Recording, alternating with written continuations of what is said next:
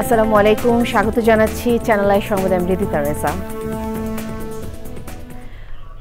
শুরুতেই জানিয়ে দিচ্ছি ফ্রেশ আটা ময়দা সুজি সংবাদ শিরোনাম।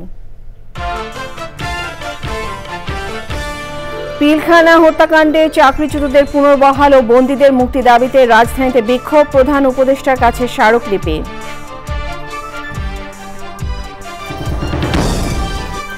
উন্নত চিকিৎসার জন্য লন্ডনের পথে বিএনপি চেয়ারপারসন বেগম খালেদা জিয়া, বিশেষ এয়ার অ্যাম্বুলেন্সে পৌঁছবেন আজ বিকেলে।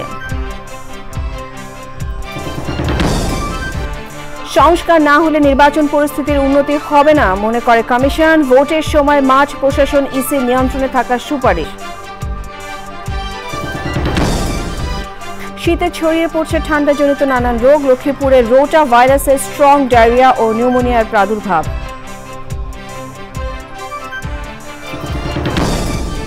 এবং বিপিএল এর সিলেট পর্ব আবারও শুরু বৃহস্পতিবার, 10 পয়েন্ট নিয়ে শীর্ষে রংপুর আর টানা হারে টেবিলের তলানিতে ঢাকা ও সিলেট।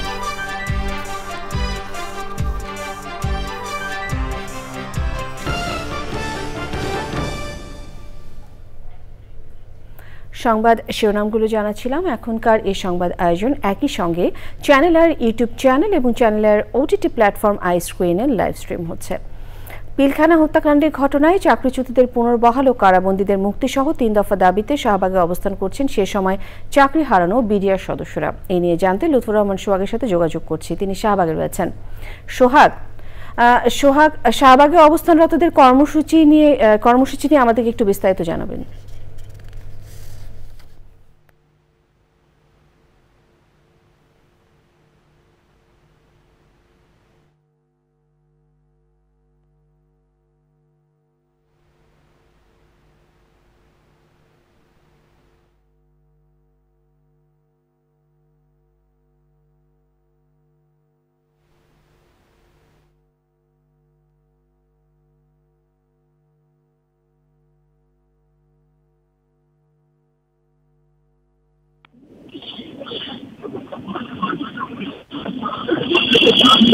রিদিতা,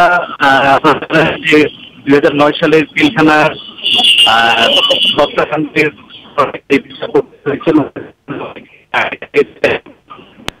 অনেক কারাগারে ছিলেন, তো তারাই আজকে শহীদ মিনারে সমাবেশ করেছিলেন সকাল থেকে। এরপরে তারা একটি পদযাত্রা হয়েছিলেন কেন্দ্রীয় শহীদ মিনার থেকে প্রধান উপদেষ্টার বাসভবনের উদ্দেশ্যে। সেই পদযাত্রাটি শাহবাগ থানার সামনে পুলিশ তাদের আটকে দিয়েছে। আটকে দেওয়ার পরে তাদের 9 সদস্যের একটি প্রতিনিধি দল প্রধান উপদেষ্টার কার্যালয়ে, আর অন্য যে সদস্যরা তারা এখন কিন্তু শাহবাগ থানার সামনেই তারা অবস্থান করছেন এবং তারা বলছেন যে প্রতিনিধি দলের সদস্যরা যারা গিয়েছেন প্রধান উপদেষ্টার কার্যালয়ের তার বাসভবন থেকে আছে চৌকোনা, সেখান থেকে ফিরে না আসা পর্যন্ত তারা এখানে অবস্থান কর্মসূচি পালন করবেন এবং যদি তারা কোনো সন্তোষজনক উত্তর পেয়ে থাকেন তাহলে তারা এখান থেকে অবস্থান ছেড়ে যাবেন। তারা যে দাবিটি করছেন সেটি হচ্ছে যে পিলখানা হত্যাকাণ্ডের যে প্রক্রিয়া ছিল সেখানে তাদেরকে অন্যায়ভাবে তাদেরকে চাকরিচ্যুত করা হয়েছে এবং তাদের আরেকটি দাবি হলো যে তাদেরকে যাদেরকে কারাগারে আটক রাখা হয়েছে তাদের অনেকেই নির্দোষ রয়েছেন। তো তাদের দাবি হলো যারা নির্দোষ তাদেরকে যেন কারাগার থেকে মুক্তি দেওয়া হয় এবং যাদেরকে চাকরিচ্যুত করা হয়েছে তাদেরকে যেন দ্রুত চাকরিতে ফিরিয়ে দেওয়া হয়। আর আপনি জানেন যে এই হত্যাকাণ্ডের ঘটনা পূর্ণ তদন্তে বর্তমান অন্তর্বর্তী সরকার একটি স্বাধীন জাতীয় কমিশন গঠন করেছে। তিনিও এই বিডিআরে যারা সদস্য রয়েছেন সেই সময়কার বিডিআর এর সদস্য যারা রয়েছেন চাকরি হারিয়েছেন তাদের মধ্যে আপত্তি রয়েছে। তারা বলছেন যে সেই প্রজ্ঞাপনে যে ধরনের ধারা সংযুক্ত করা হয়েছে তাতে এটি বোঝা যাচ্ছে যে বিডিআর এর তাদেরকে সেই সময় গত আওয়ামী লীগ সরকারের আমলে যাদেরকে সাজার মুখোমুখি করা হয়েছিল যে এই প্রজ্ঞাপনের মাধ্যমে সেটা কি বৈধতা দেওয়া হয়েছে এমনটি দাবি করছেন যে এখানকার যারা আন্দোলন করছেন তাদের দাবি হলো এই প্রজ্ঞাপনের যে ভাষাগুলো তাদের আপত্তি রয়েছে সেগুলো দ্রুত পরিবর্তন করতে হবে। একই সাথে তারা পিলখানা হত্যাকাণ্ডের পরে যে বিডিআর এর নাম পরিবর্তন করে বর্ডার গার্ড বাংলাদেশ বা বিজিবি করা হয়েছিল সেই নামটা তারা পরিবর্তন চাচ্ছেন এবং তারা চাচ্ছেন যে যাতে এই বাহিনীটির নাম আগের মতো বিডিআর হিসেবে ফিরিয়ে আনা হয়। রিদিতা, ধন্যবাদ আপনাকে। কাতারের দোহা থেকে লন্ডনের পথে রয়েছেন বিএনপি চেয়ারপারসন ও সাবেক প্রধানমন্ত্রী বেগম খালেদা জিয়া। উন্নত চিকিৎসার জন্য রাতে হজরত শাহজালাল আন্তর্জাতিক বিমানবন্দর থেকে কাতারের আমিরের পাঠানো বিশেষ এয়ার অ্যাম্বুলেন্সে লন্ডনের উদ্দেশ্যে যাত্রা শুরু করেন বেগম খালেদা জিয়া। সঙ্গে বেগম জিয়ার ছোট ছেলে আরাফাত রহমান কোকোর সহধর্মিণী, ব্যক্তিগত সহকারী ও 6 জন চিকিৎসক রয়েছেন। কাতারের যাত্রা বিরতিতে সাবেক প্রধানমন্ত্রীর সঙ্গে সাক্ষাৎ করেছেন কাতারের রাষ্ট্রদূত নজরুল ইসলাম। সে সময় বেগম জিয়ার স্বাস্থ্যের খোঁজ খবর নিয়েছেন তিনি। যাত্রা বিরতি শেষে লন্ডনের উদ্দেশ্যে রওনা হয়েছেন বেগম খালেদা জিয়া।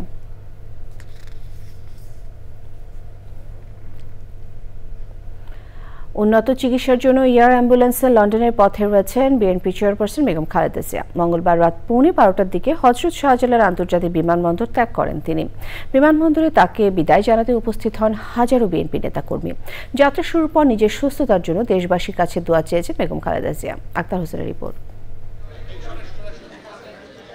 সাবেক প্রধানমন্ত্রী ও বিএনপি চেয়ারপারসন বেগম খালেদা জিয়াকে বহনকারী বিশেষ এয়ার অ্যাম্বুলেন্সটি লন্ডনের হিথ্রো বিমানবন্দরের উদ্দেশ্যে ঢাকা ছেড়ে যায় মঙ্গলবার রাত 12:15টায়। ঢাকার হজরত শাহজালাল আন্তর্জাতিক বিমানবন্দরে তাকে বিদায় জানান দলের সিনিয়র নেতারা। যদিও খালেদা জিয়ার যাত্রার সময় ছিল রাত 10টায়, কিন্তু পথে বিপুল সংখ্যক নেতাকর্মীর উপস্থিতির কারণে বিমানবন্দরে পৌঁছতে দেরি হয় প্রায় 2 ঘন্টা।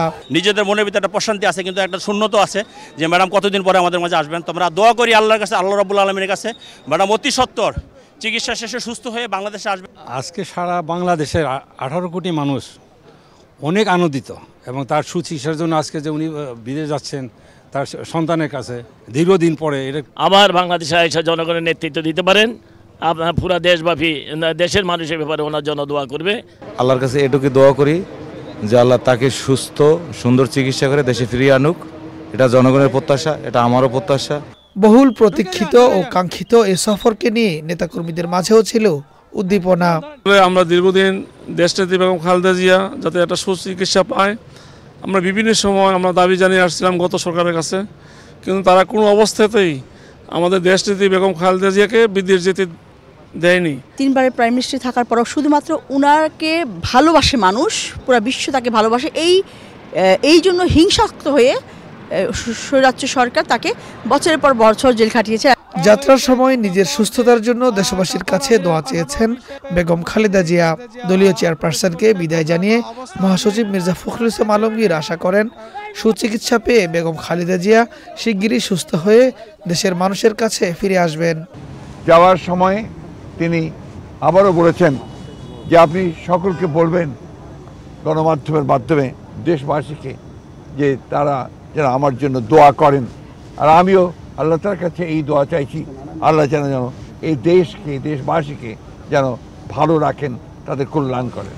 লন্ডনের হিথ্রো বিমানবন্দরে খালেদা জিয়াকে স্বাগত জানাবেন তার বড় ছেলে বিএনপির ভারপ্রাপ্ত চেয়ারম্যান তারেক রহমান ও তার স্ত্রী ডাক্তার জুবাইদা রহমান এবং লন্ডন বিএনপির নেতারা। Akhtar Hossain, channel I, Dhaka. কাতারের আমিরের পাঠানো বিশেষ এয়ার অ্যাম্বুলেন্সে লন্ডন যাচ্ছেন বেগম খালেদা জিয়া। ঢাকা থেকে দোহা, দোহা থেকে লন্ডন পৌঁছানোর কথা রয়েছে তার। সেখানে লন্ডন ক্লিনিক হাসপাতালে ভর্তি হবেন তিনি। বিভিন্ন পরীক্ষা নিরীক্ষার পর শুরু হবে খালেদা জিয়ার চিকিৎসা। রাহুল রায় রিপোর্ট।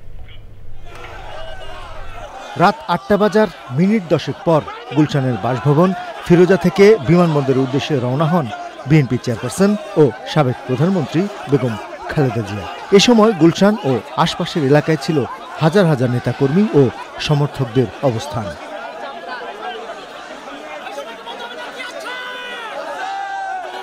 নেতাকর্মী ও সমর্থকরা একদম গেটের সামনেই অবস্থান করছিলেন।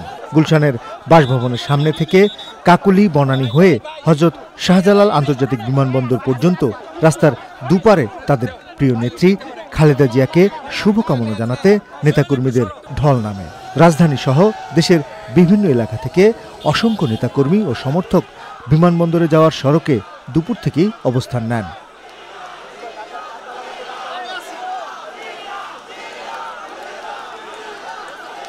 নেতাকর্মী ও সমর্থকদের দোয়া আর ভালোবাসা নিয়ে বিমানবন্দরে পৌঁছান বেগম খালেদা জিয়া। বিমানবন্দরে যাওয়ার পথে ও রাজধানী জুড়ে ছিল নেতাকর্মী ও সমর্থকদের ঢল। 2018 সালের 8 ফেব্রুয়ারি এক মামলায় কারাবন্দী হন সাবেক প্রধানমন্ত্রী। নির্জন কারাগারে থাকাকালীন নানা রোগে আক্রান্ত হন বেগম জিয়া। 2020 সালের 25শে মার্চ সাবেক সরকারের নির্বাহী আদেশে হাসপাতাল থেকে বাসায় আসেন বেগম খালেদা জিয়া। বাসায় থেকে চিকিৎসা নিলেও কয়েকবার হাসপাতালে ভর্তি হয়েও চিকিৎসা নিয়েছেন বেগম জিয়া। সে সময় উন্নত চিকিৎসার জন্য বিদেশে যেতে বারবার আবেদন করা হলেও অনুমতি মেলেনি। জুলাই অভ্যুত্থানে 5ই আগস্ট আওয়ামী সরকারের পতনের পর পরিস্থিতির পরিবর্তন হয়। সাজা বাতিল করার পর মামলাগুলোও খারিজ হয়। এরপর থেকেই বিদেশে চিকিৎসার প্রস্তুতি নিতে থাকেন বেগম জিয়ার পরিবার ও চিকিৎসকরা। অবশেষে 2017 পর আবারও চিকিৎসার জন্য লন্ডন যাচ্ছেন সাবেক প্রধানমন্ত্রী। 7 বছর পর ছেলে বিএনপির ভারপ্রাপ্ত চেয়ারম্যান তারেক রহমানের সঙ্গে দেখা হবে খালেদা জিয়ার। মায়ের সঙ্গে সাক্ষাতের জন্য লন্ডনে অপেক্ষার প্রহর গুনছেন তারেক রহমান। চিকিৎসার জন্য লন্ডন ক্লিনিক হাসপাতালে ভর্তি হবেন Begum Zia. Heart, kidney, liver সহ বিভিন্ন জটিলতা রয়েছে তার। হাসপাতালে সব ধরনের পরীক্ষা নিরীক্ষার পর শুরু হবে সাবেক প্রধানমন্ত্রী বেগম খালেদা জিয়ার চিকিৎসা। Rahul Roy, Channel I, Dhaka. Zia orphanage trust মামলা হাইকোর্টে দেওয়া 10 বছরের কারাদণ্ডাদেশের রায়ের বিরুদ্ধে বিএনপি চেয়ারপারসন বেগম খালেদা জিয়ার করা আপিল আবেদন শুনানি আগামীকাল পর্যন্ত মুলতবি করেছেন আপিল বিভাগ। ওই দিন রাষ্ট্রপক্ষ ও দুদককে তাদের বক্তব্য উপস্থাপন করতে বলা হয়েছে। ওই আদেশ দেন প্রধান বিচারপতি সৈয়দ রেফাত আহমেদের নেতৃত্বাধীন 5 বিচারপতির আপিল বেঞ্চ। এর আগে খালেদা জিয়ার পক্ষে সিনিয়র আইনজীবী জয়নুল আবেদিন সহ কয়েকজন আইনজীবী বক্তব্য উপস্থাপন করেন। জিয়া অরফানেজ ট্রাস্ট মামলায় 2018 সালের 8 ফেব্রুয়ারি বিশেষ জজ আদালত 5-এর দেওয়া রায়ে সাবেক প্রধানমন্ত্রী বেগম খালেদা জিয়াকে 5 বছরের সাজা ও অর্থদণ্ড দেওয়া হয়। এই রায়ের বিরুদ্ধে একই বছর হাইকোর্টে আপিল করেন খালেদা জিয়া। এই আপিলের অল্প শুনানি শেষে 2018 সালের 30 অক্টোবর হাইকোর্টের রায় দেন। এতে খালেদা জিয়ার সাজা বাড়িয়ে 10 বছরের কারাদণ্ডাদেশ দেওয়া হয়। পূর্ণাঙ্গ রায় প্রকাশের পর 2019 সালে খালেদা জিয়া আলাদা 2টি লিভ টু আপিল করলে 2024 সালের 11 নভেম্বর আপিলের অনুমতি দিয়ে হাইকোর্টের রায়ের কার্যকারিতা স্থগিত করেন আপিল বিভাগ। আজ ওই আপিলের ওপর শুনানি শুরু হয় সর্বোচ্চ আদালত।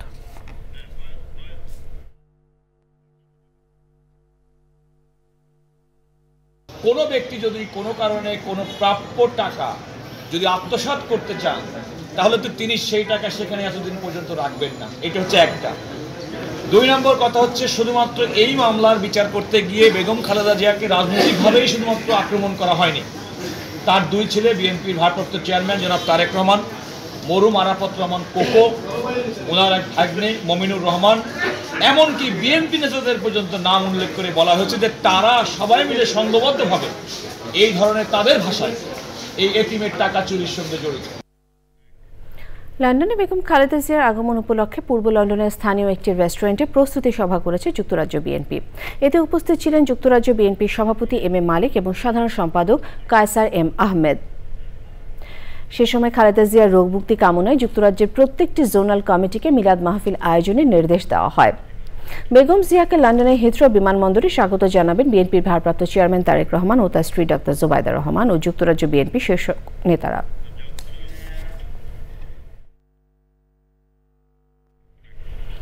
অন্তর্বর্তী সরকারে ফেরত পাঠানোর অনুরোধের মধ্যে শেখ হাসিনার ভিসার মেয়াদ বাড়ালো ভারত। ভারতের অবস্থানের সুবিধায় তার ভিসার মেয়াদ বাড়ানো হয়েছে বলে জানিয়েছে হিন্দুস্তান টাইমস। তাকে আশ্রয় দেওয়া হয়েছে বলে যে গুজব ছড়িয়েছে তার নাকচ করে তারা জানায় ভারতের শরণার্থী বা আশ্রয় দেওয়ার বিষয়ে নির্দিষ্ট কোনো আইন নেই।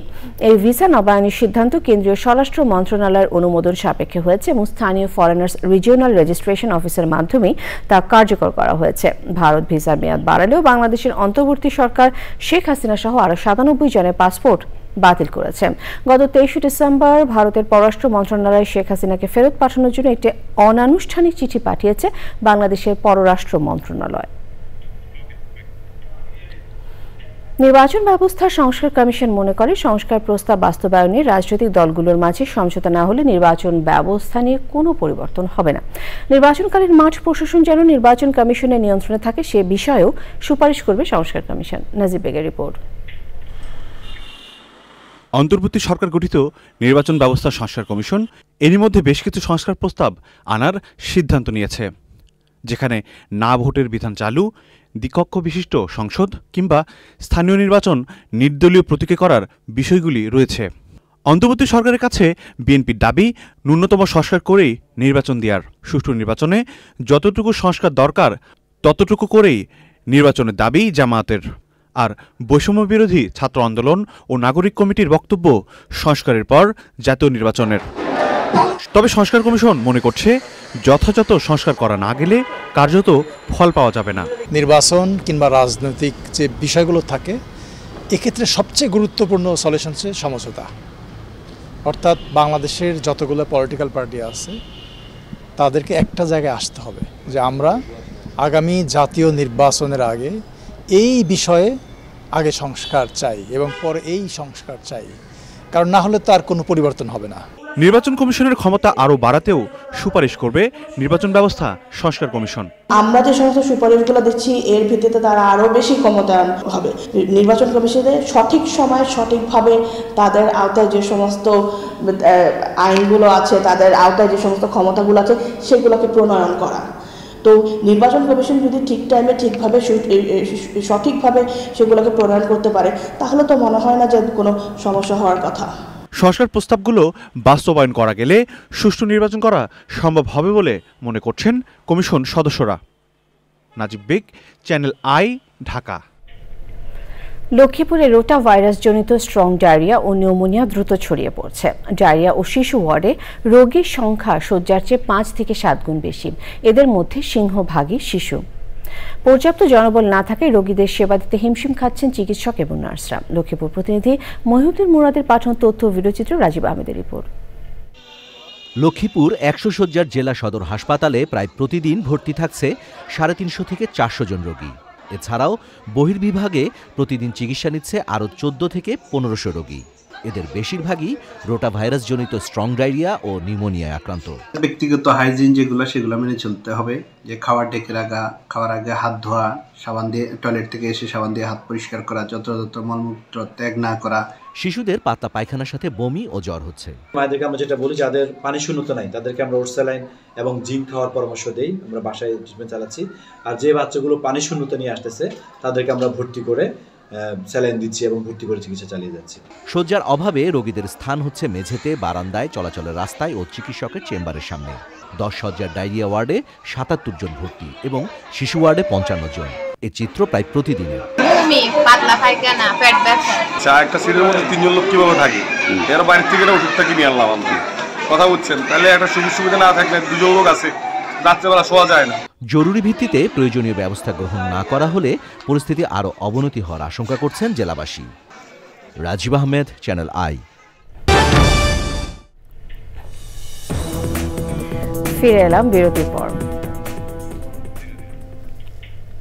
গাজা উপত্যকা জুড়ে ইসরায়েলি বাহিনীর হামলায় গত 24 ঘন্টায় 49 জন ফিলিস্তিনি নিহত হয়েছে। এদের মধ্যে 5 জন শিশু। গাজার আল মাওয়াসির নিরাপদ অঞ্চলে তাঁবুতে ইসরায়েলি হামলায় ওই 5 শিশু নিহত হবার ঘটনা ঘটে। জাবালিয়া ইসরায়েলি হামলায় আরও 8 ফিলিস্তিনি নিহত হয়েছে। গাজা এ পর্যন্ত ইসরায়েলি হামলায় মৃতের সংখ্যা 45,890 ছাড়িয়েছে। কুদস নিউজ নেটওয়ার্ক ও ফিলিস্তিনি তথ্য কেন্দ্রের তথ্য মতে গাজার আটক চিকিৎসক হুসাম আবু সাফিয়ার মা হৃদরোগে আক্রান্ত হয়ে মারা গেছেন। ইসরায়েলি বাহিনী গত 27 ডিসেম্বর উত্তর গাজার কামাল আদওয়ান হাসপাতালে অভিযান চালিয়ে 51 বছর বয়সী শিশু রোগ বিশেষজ্ঞ আবু সাফিয়াকে আটক করে অজ্ঞাত স্থানে নেওয়ার পর তার আর কোনো খোঁজ পাওয়া যায়নি। উত্তর গাজার 7টি শরণার্থী শিবিরে ইসরায়েলি হামলায় একই পরিবারের 5 সদস্য নিহত হয়েছে। আল জাজিরা জানায়, শিবিরে অবস্থানরত পরিবারগুলো যখন ঘুমাচ্ছিল তখন বোমা হামলা চালায় ইসরায়েলি সেনাবাহিনী। তিব্বতে শক্তিশালী ভূমিকম্পে মৃতের সংখ্যা বেড়ে 126 জনে দাঁড়িয়েছে। জীবিত উদ্ধার করা হয়েছে প্রায় 200 জনকে। ভূমিকম্পে বিধ্বস্ত হয়েছে 3000-এরও বেশি ঘরবাড়ি। এখনও ধ্বংসস্তূপের নিচে চাপা পড়ে আছেন অনেক মানুষ। উদ্ধার কাজ চলছে। মার্কিন ভূতাত্ত্বিক জরিপ সংস্থা USGS জানায়, স্থানীয় সময় মঙ্গলবার সকালে আঘাত হানা ভূমিকম্পের উৎপত্তি স্থল ছিল তিব্বত নেপাল সীমান্তে চীনের স্বায়ত্তশাসিত অঞ্চলে জিজাংয়ে। রিক্টার স্কেলে এর মাত্রা ছিল 7.1। ভূপৃষ্ঠ থেকে এর গভীরতা ছিল 10 কিলোমিটার। তিব্বতের পাশাপাশি ভারত এবং বাংলাদেশেও কম্পন অনুভূত হয়েছে। এর প্রভাব পড়েছে নেপাল, চীন, ভারত, ভুটান ও বাংলাদেশেও।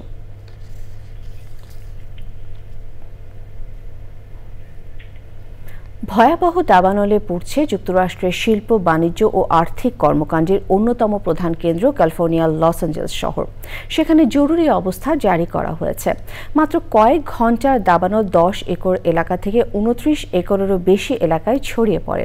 পুড়ে গেছে বহু ঘরবাড়ি ও গাড়ি। দাবানল থেকে বাঁচতে 30,000-এরও বেশি মানুষকে নিরাপদ স্থানে সরিয়ে নেওয়া হচ্ছে। পুড়ে যাওয়ার ঝুঁকির মধ্যে আছে 1300 বাড়ি। লস অ্যাঞ্জেলেসের ফায়ার সার্ভিস জানিয়েছে প্যাসিফিক প্যালিসেডস এলাকায় আগুনের তীব্রতা সবচেয়ে বেশি। এই এলাকার বাসিন্দারা দাবানল থেকে বাঁচতে ঘরবাড়ি ছেড়ে চলে গেছেন।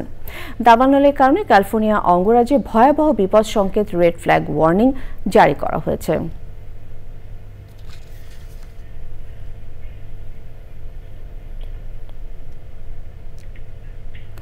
কানাডায় 1 মাসেরও বেশি সময় ধরে নিখোঁজ বাংলাদেশি তরুণী নিধুয়া মুক্তাদিরের মরদেহ অন্টারিওর পোর্ট ব্রুস বিচ থেকে উদ্ধার করেছে পুলিশ।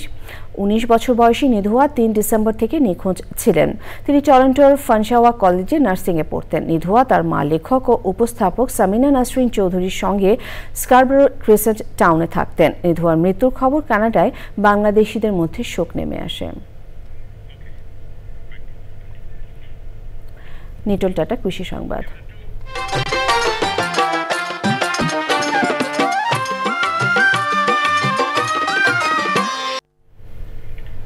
ঝিনাইদহে সরিষা চাষে আগ্রহী হয়ে উঠেছেন কৃষক। চলতি মৌসুমে জেলার 6টি উপজেলায় রেকর্ড পরিমাণ জমিতে উন্নত জাতের সরিষা চাষ হয়েছে।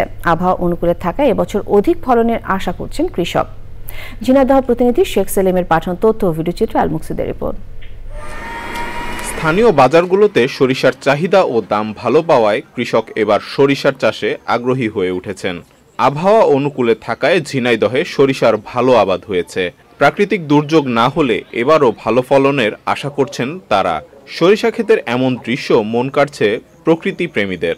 1 বিঘা প্রতি 7-8 টাকা খরচ হয় এবং 8-10 মণ শস্য পায় 1 বিঘা প্রতি। এতে লাভবান বেশি হয় বিধায় আমরা এই চাষটা করি। দেখা যাচ্ছে যেখানে ফল আছে এর থেকে বেশি থাকতে পারে, কিছু আগায় ফল তো থাকে না, এটা হয়তো বৃষ্টি না হলে থাকতে পারে হয়তো। ওই ভুঁইতেই আমি চাষ করতে আমার আর পয়সা লাগে না, ওতেই আমার হয়ে যায়। হয়ে গেলে আমি দেখা গেল যে তাতে আমার 20-30 মণ ধান হয়েছে যায়। আর এটা স্বল্প টাইমে একটা বড় ধরনের ফসল আর কি, টোটালি আমার 2 মাস থেকে 2.5 মাসের ভিতর ফসলটা হয়ে যায়। আবাদ বৃদ্ধি ও ফলন ভালো পেতে কৃষি বিভাগের পক্ষ থেকে কৃষকদের দেয়া হচ্ছে প্রণোদনা সহ প্রযুক্তিগত নানা পরামর্শ। বছরও আমরা প্রায় 3500 কৃষককে বীজ এবং সার সহায়তা প্রদান করেছি। কৃষকরা সেটা নিয়ে মাঠে বুনেছে এবং যার কারণেই আমরা আজকে যেখানে দাঁড়িয়ে আছি এইরকম বড় বড় মাঠ সরিষার তৈরি হয়েছে। এটা এক জমিতে 3টা ফসল অনায়াসে করা যায়, এই জন্য কৃষকরা আগ্রহী হচ্ছে। আমরা আশাবাদী যে এই সরিষার যে আবাদ এটা আরো বাড়বে এবং এক সময় আমাদের দেশের মানুষ আমরা দেশের তেলই খাবো। জেলা কৃষি সম্প্রসারণ অধিদপ্তরের তথ্য মতে এই বছর জেলার 6 উপজেলায় 13,606 হেক্টর জমিতে 19,457 মেট্রিক টন সরিষার উৎপাদনের লক্ষ্যমাত্রা ধরা হয়েছে। আল মুকসিদ, চ্যানেল আই। এবারে প্রকৃতি সংবাদ।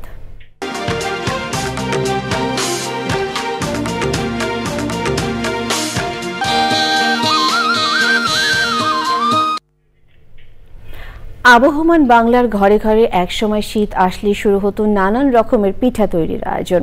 এরই ধারাবাহিকতায় ঐতিহ্যের আবহ ফেরাতে নীলফামারী শিল্পকলা একাডেমিতে লোকনাট্য সমারোহ ও পিঠা উৎসবের আয়োজন। এমন উদ্যোগে আবহমান বাংলার সংস্কৃতি সংরক্ষণের পাশাপাশি পরিবেশ বান্ধব হস্ত ও কুটির শিল্পের বিকাশে ভূমিকা রাখবে আশাবাদ দর্শনার্থী ও আয়োজকদের। আনোয়ার আলমের তথ্য ভিডিওচিত্রে মোশাররফ রনির রিপোর্ট। পাটিসাপটা, ভাপা পিঠা, তেলের পিঠা, দুধ পাকন ও হৃদয়হরণ, বিভিন্ন স্টল জুড়ে বাহারির রং আর স্বাদের পিঠাতে দৃষ্টিহরণ হচ্ছে দর্শনার্থীদের। মুখরোচক এসব পিঠার স্বাদ নিতে ভিড় করছেন সব বয়সী মানুষ। বিক্রি ভালো হওয়ায় উদ্যোক্তাদের মুখেও তুষ্টির হাসি। আমরা এখানে একটা স্টল দিতে পেরেছি, মানুষের উৎসাহ অনেক বেশি, সেই সাথে অনেক উদ্যোক্তারা আছে, নতুন উদ্যোক্তারা এখানে পিঠার স্টল দিয়েছে। আমরা খুব ভালো সাড়া পাচ্ছি। এই পিঠা উৎসব এবং লোকসঙ্গীত ভালো লাগছে। কত মান এবং টেস্ট সবাই এসে দেখে যাক। আমি নীলফামারী বাসীর জন্য এটাই আশা করব। আমরা আমাদের ছোট ছোট ভালোবাসাগুলো এইগুলোর মাঝেই আমরা ছড়াতে চাই। বিভিন্ন প্রকারের পিঠা এখানে তৈরি হচ্ছে, কোড়াই করে খাইতেছি। আমি এখানে নীলফামারী পিঠা উৎসব ও নাট্য উৎসব দেখার জন্য আসছি। আয়োজকদের প্রত্যাশা এমন উদ্যোগে আবহমান বাংলার ঐতিহ্য বাঁচিয়ে রাখবে। তারুণ্যের উৎসবের অংশ হিসাবে যে পিঠা উৎসব সেটি আমাদের এই বর্ণিল প্রাঙ্গণে চলছে। বাংলা সংস্কৃতি এগিয়ে যাবে হাজার বছর ধরে, সেই লক্ষ্য নিয়ে বাংলাদেশ শিল্পকলা একাডেমি এই কাজটি করতেছে। শুধু পিঠাই নয়, উদ্যোগকে বর্ণিল করেছে বাঁশের তৈরি পরিবেশ বান্ধব আসবাব সহ গ্রাম বাংলার চিরায়ত হস্তশিল্প। মোশাহিদ রনি, প্রকৃতি ও জীবন ডেস্ক, চ্যানেল আই। সবশেষে ফ্রেশ আটা ময়দা সুজি সংবাদ শিরোনামগুলো আরো একবার। পিলখানা হত্যাকাণ্ডে চাকরিচ্যুতদের পুনর্বহাল ও বন্দীদের মুক্তি দাবিতে রাজধানীতে বিক্ষোভ, প্রধান উপদেষ্টার কাছে স্মারকলিপি।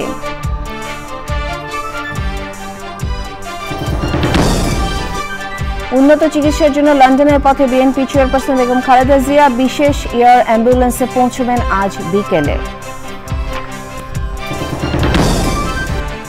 সংস্কার না হলে নির্বাচন পরিস্থিতির উন্নতি হবে না মনে করে কমিশন, ভোটের সময় মাঠ প্রশাসন ইসি নিয়ন্ত্রণে থাকার সুপারিশ।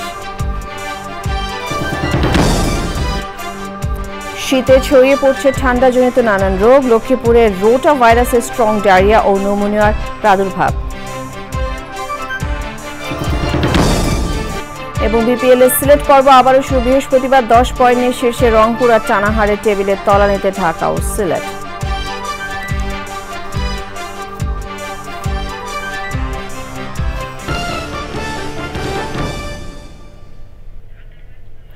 চ্যানেলে সর্বশেষ সংবাদ জানতে ভিজিট করুন channelonline.com-এ। যুক্ত থাকুন আমাদের সোশ্যাল মিডিয়া প্ল্যাটফর্মগুলোর সাথে। শেষ করছি চ্যানেলের সঙ্গে। ধন্যবাদ।